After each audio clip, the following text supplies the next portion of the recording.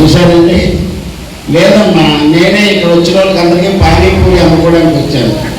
What are you talking? This is the right way to talk Subbalakshmi. Kannam Subbani garu ఈ ఫంక్షన్కి ఇస్తే మీరు కూడా ఈ ఫంక్షన్కి వచ్చారని అడుగుతారండి. అసలు నేను ఏమన్నానైనా బీపీ తెచ్చుకుంటున్నానండి. ఏమండి, బీపీ వస్తే బీపీ తెచ్చుకోకపోతే బియ్యం బస్తా తెచ్చుకుంటారండి? అమ్మా, అక్కడ పిల్లలు ఉన్నారు కదా, ఆ పిల్లలు మీరు కంట్రోల్లో పెట్టగలిగితే పెట్టండి, లేకపోతే పిల్లల్ని ఆడుకోవడానికి ఏదైనా పార్కుకి తీసుకెళ్ళండి. అది కొద్ది డిస్టర్బెన్స్ ఉంటుంది నాకు. బచ్చాలో కొంచెం సైలెంట్ కన్నా కలిగే బోరో ఈ మాత్రం ఇండియా వచ్చినాను. అసలు నేను ఏమన్నా బీపీ తెచ్చుకుంటున్నానండి. ఇప్పుడు చెప్పాను కదమ్మా, బీపీ వస్తే బీపీ తెచ్చుకోకపోతే బియ్యం బస్తా తెచ్చుకోవాలి. ఎందుకంత కోపం వస్తుంది? ఎవరు మరి కోపం వస్తే కోపం లేకపోతే కోకోకోలా వస్తుందా? కోపం వస్తే కోపం తెచ్చుకోకపోతే కొబ్బరి బండాలు తెచ్చుకుంటారా? కోపం వస్తే ఎవరైనా కోపమే తెచ్చుకోవాలి, కత్తిరినా కలిపి తెచ్చుకోరు. మన నోరు తెస్తే నోరు లేకపోతే నాగార్జున జోరు లెగిస్తుందా? నా సంగతి నీకు తెలియదు. DJR తెలుసా? రామచంద్ర జనార్దన్ రావు గారు ఎమ్మెల్యే గారు నాకు తెలుసు. సాక్షాత్ ఏపీ సీఎం నారా చంద్రబాబు నాయుడు గారు తెలుసు. ఇంకా చెప్పాలంటే రాత్రి respected deputy CM power star Pawan Kalyan గారితో మాట్లాడే ఫోన్ లో జాగ్రత్తగా ఉండు. రాత్రి పెద్దవాళ్ళి పవర్ స్టార్ పవన్ కళ్యాణ్ గారితో మీరు ఫోన్ లో మాట్లాడారా? ఏమన్నారేంటి? రాంగ్ నెంబర్ పెట్టేయమన్నారు. అదేమి ఫేస్ వాల్యూ.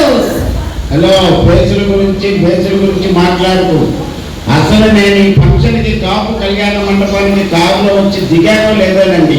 అమ్మాయిలు అబ్బాయిలు ఒక మాట అన్నారు, అప్పారావు గారు అయ్యి బాబు ఏమన్నాం అన్నారు. హలో అప్పారావు గారు, మీ వెనకట్లే మేము ఉన్నామండి. ఏమన్నా కాదు, ఏటీ మనం అంటున్నారు. మరి అలాగే ఇంకో మాట అన్నారండి, మీరు అచ్చం ఆత్రేయపురం పోతరేగలాగా తెల్లగా ఉంటారన్నారు నన్ను. ఎవరండి ఆ మాట అనేది? అనకాపల్లి అనపడేకలాగా నల్లగా ఉంటాను. మరి ఆ మాట అన్నారేంటి సుబ్బలక్ష్మి? నన్ను చూసిన వాళ్ళు అందరూ మడత కాదా ఉంటారు.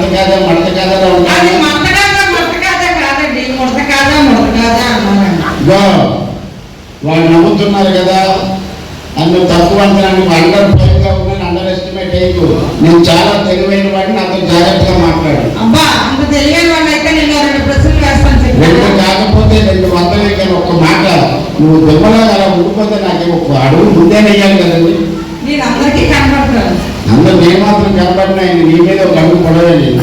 అడుగు పొడిగానే కావాలి కదా. సరే చెప్పు. మనందరం సరదాగా ఒంగోలు బస్ స్టాప్ అలా నడుస్తూ వెళ్తున్నాం.